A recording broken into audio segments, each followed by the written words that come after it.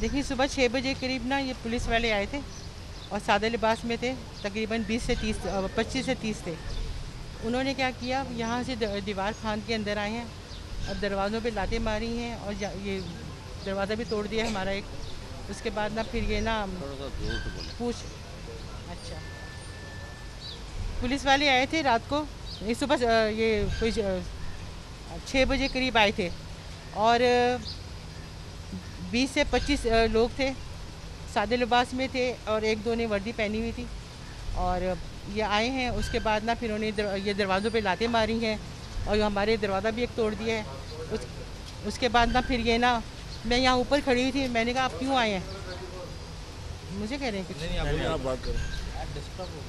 उसके बाद कह रहे हैं कि मैं ऊपर आई, मैंने कहा जी आप यहाँ क्यों आए हैं, तो कह रहे हैं कि ना आप दरवाज़ा खोलें। मैंने कहा दरवाज़ा तो आप खोल कर आ चुके हैं, तो अब आप किस लिए दरवाज़ा खुलवा रहे हैं। तो मैंने फिर कह रहे हैं नहीं हम ना अरसलान को यहाँ रहते हैं, हम उसको अरेस्ट करने आए हैं। मैं किस बेस पे आप इसको अरेस्ट करने आए। मैंने कहा वो कोई रॉ का एजेंट है, दहशत गर्द है। मैंने और फिर मैंने इससे कहा कि आप दरवाज़ा खोल कर तो आ चुके हैं, तो कह रहे हैं बीबी आप ज़्यादा बातें नहीं कह रहे, हम ऊपर आ रहे हैं। फिर ऊपर आए हैं, ऊपर आके उन्होंने हमारे दरवाजे बजाए, हमने दरवाज़ा लॉक करके रखा हुआ था। फिर दरवाज़ों पे उन्होंने इतनी ज़ोर से लाते मारी, कुंडी ना चिटक के जो चिटखनी है वो नीचे उतर गई, फिर वो अंदर आ गए। उन्होंने ये नहीं देखा कि हम इस वक्त आ रहे हैं, एक बंदा अपने रूम में सो रहा है, कुछ भी जाग रहा है, क्या कर रहा है, अपने बच्चों के साथ बैठा हुआ है, तो अंदर गए हैं इन्होंने, जाके ना हमारी दरवाजे तोड़े हैं, लाते मारी हैं उनको। और उसके बाद ना फिर ना उसकी बीवी जो है बगैर दुपट्टे ना बाहर निकल कर आ गई। खवातीन पुलिस एहलकार वगैरह जी नहीं, खवातीन पुलिस नहीं आई थी, ना उनके हाथ में वारंट था, वो इसी तरह दंदनाते हुए ऊपर आ गए जिस तरह पुलिस वाले आते हैं, सिंध पुलिस खास तौर पर। ठीक है आंटी, ये तो बात तो उसके बाद ना फिर ना ये मेरे बेटे को बुलाया उसने, बड़े वाले बेटे को, वो आया तो उसके साथ लेके नीचे उतर आए हैं। फिर मैंने देखा यहाँ पर आकर, तो इसने क्या किया, इन्होंने क्या किया, ये अरसलान को ना गर्दन से पकड़ के बाहर लेके जा रहे हैं, जैसे वो रॉ का एजेंट है, दहशत गर्द है। हम क्या, मैं ये बात करना चाह रही हूँ, ये हम कायद के पाकिस्तान में रह रहे हैं, हम कहाँ रह रहे हैं, मुझे तो ये समझ नहीं आती है। हम यहाँ रह ही क्यों रहे हैं, यहाँ कोई इज्जत नहीं है। मेरा बेटा मासूम इंसान है, कोई दहशतगर्द नहीं है मेरा बेटा। इधर देखिए कैमरे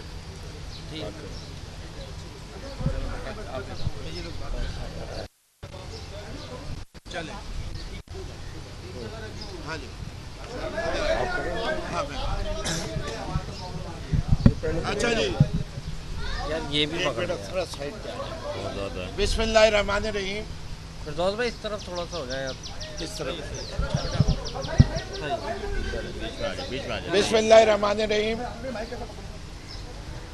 सिंध में गुल्लू भट्ट राज का आगाज़ हो चुका है, आइन को पामाल किया जा रहा है। एक एमपीए को बग़ैर वारंट के इस तरह घर से उठा के लेके जाया जा रहा है जिस तरह फवाद चौधरी को सर पे कपड़ा डाल के किसी मुजरिम की तरह लेके गया होगा। मैं आज सुबह जब उसके बाद मैं 3 थानों पे जा चुका हूँ, गुलशन, अजीज़ भट्टी और गुलिस्तानी जौहर। गुलशन और अजीज़ भट्टी के थानों ने कह दिया कि हम नहीं हैं, और उन्होंने कहा कि जी अगर कोई थाना इन्वॉल्व होगा तो जौहर का होगा, इससे कि इनका घर उसके इलाके में आता है और उसके बहर ने। मैं पहले गया गुलिस्तानी जौहर, उस वक्त थे नहीं, मैं दोबारा गया गुलिस्तानी जौहर थाने, और अभी वहाँ उनके ड्यूटी ऑफिसर अब्बासी ने मेरी कंप्लेंट लेने से भी इनकार कर दिया, जबकि अजीज़ भट्टी थाने ने ली थी मेरी कंप्लेंट। और मेरी उसने कहा कि आप बात कीजिए एसएचओ से। मैंने एसएचओ से कहा कि जी आप मेरी कंप्लेंट क्यों नहीं ले रहे, तो उन्होंने कहा कि जी मैं अभी घर से आ रहा हूँ, आपसे मिलने आ रहा हूँ, मैं आपसे मिलने के बाद बताऊँगा। तो मेरा अपना ज़ाती ख्याल यही है कि मैंने लॉकअप चेक किया जौहर के लॉकअप में अरसलान मौजूद नहीं है, वहाँ 6 लड़के थे, लेकिन उनका पीटीआई से कोई ताल्लुक़ नहीं है। और ये कहाँ लेके गए, ये कोई थाना नहीं बताने को तैयार, ये मैं समझता हूँ निहायत ज़्यादती है। घर वालों को नहीं बताया। ये इस किस्म का काम जो है, ये अगर कानून की इस तरह पामाल किया जाएगा तो हम सरापा एहतजाज भी होंगे। और तमाम पाकिस्तान के शहरियों को कहते हैं, कब तक तुम सहोगे, ये कब तक ये लाकौनियत महंगाई बर्दाश्त करो। अगर तुम चाहते हो एक इज्जतदार इंसान की तरह। तो फिर जो इमरान खान कह रहे हैं हकीकी आज़ादी के लिए निकलो, निकलो अपने घर से, तभी तब्दीली आएगी, वरना ये जालिम इसी तरह रोमते रहेंगे, इसी तरह महंगाई में तुम्हें पीसते रहेंगे। अब वक्त आ गया है तुम्हारी निकलने का। बिस्मिल्लाहिर्रहमानिर्रहीम। मुतवातिर तरीके से पाकिस्तान तहरीक इंसाफ के कारकुनों, लीडरों और वर्कर्स के साथ ज़्यादती हो रही है। बार बार हमें ये कहा जाता है और बताया जाता है कि अब न्यूट्रलिटी हो गई है और न्यूट्रलिटी नज़र आएगी। मैं अपनी इस्टेब्लिशमेंट से मुखातिब हूँ कि हमें अब तक फिलवक्त न्यूट्रलिटी नहीं नज़र आ रही। हमारी आज भी नज़रें आपकी तरफ जाती हैं कि पाकिस्तान के सेवियर्स आप हैं और हम बानिए पाकिस्तान के साथियों में से हैं। हमारे साथ क्यों गद्दार वाला सलूक किया जा रहा है? ये पीपल्स पार्टी की हुकूमत, ये पीडीएम की हुकूमत, ये मौलाना फजलुर रहमान की हुकूमत, इन सब की कोई औकात ही नहीं है इस हुकूमत की कि ये खड़ी रहे एक घंटा भी।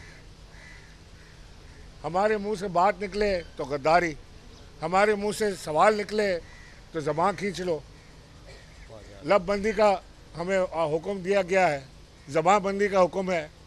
बोलोगे तो जेल जाओगे, ज़्यादा बोलोगे तो नंगा कर दिए जाओगे, उससे ज़्यादा बोलोगे तो गायब कर दिए जाओगे।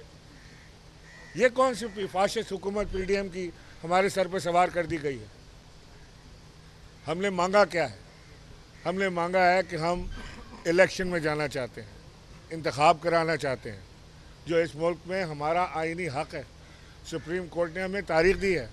इमरान खान उसके लिए निकलना चाहते हैं कैंपेनिंग के लिए, 40 दिन से कम रह गए हैं, तो इमरान खान के घर के बाहर 144 नाफिज कर दिया जाता है।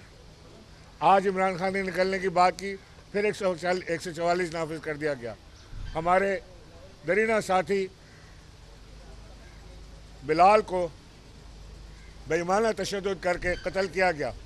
फिर चीफ मिनिस्टर पंजाब झूठ बोलता है कि उनका एक्सीडेंट हुआ और उसकी लाश को वहाँ पीटीआई वाले फेंक कर चले गए।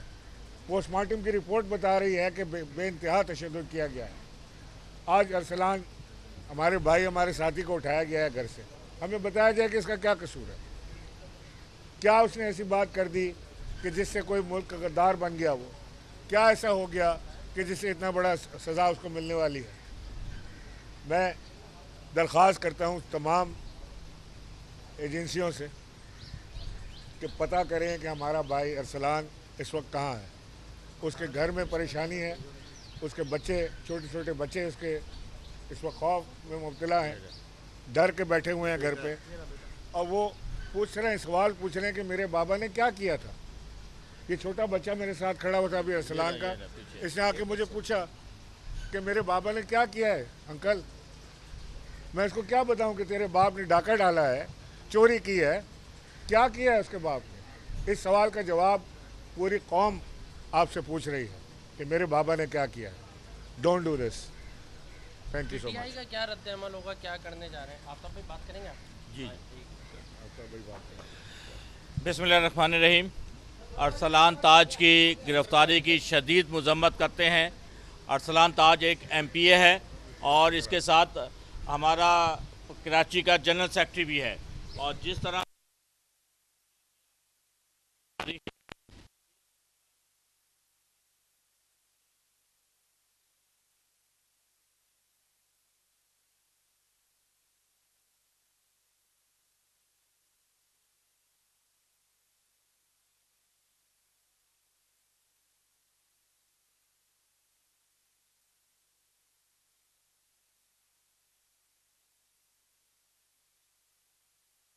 अभी हम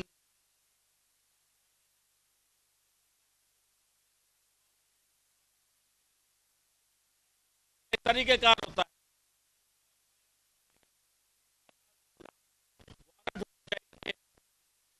है, घर वालों को दहशतगर्द बना दिया, आप दीवारें फलांग के आ रहे हैं, खिड़कियां दरवाजे तोड़ के अंदर जा रहे हैं, तो ये तो कोई तरीका ना हुआ। तो इस तरीके से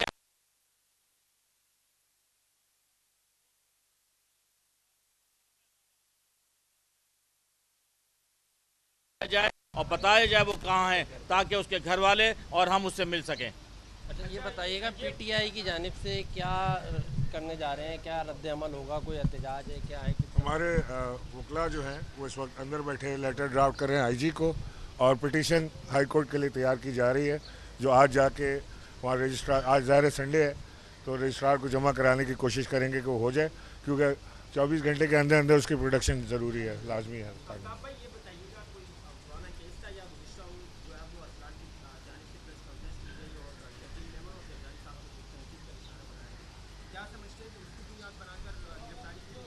देखिए, पुराना तो कोई केस नहीं था, और अगर शर्जील मेमन और जरदारी साहब का नाम लेके कोई बात की गई है, ये तो 10 लोग ये बातें करते हैं। शर्जील मेमन खान साहब के हवाले से बात कर रहा होता है, ये मुकद्दस गाय तो नहीं है ना कि इनके हवाले से बात नहीं की जा सकती। अगर ऐसा है तो बहुत बड़ा ये अलमिया है और ये इसका हिसाब किताब होना चाहिए।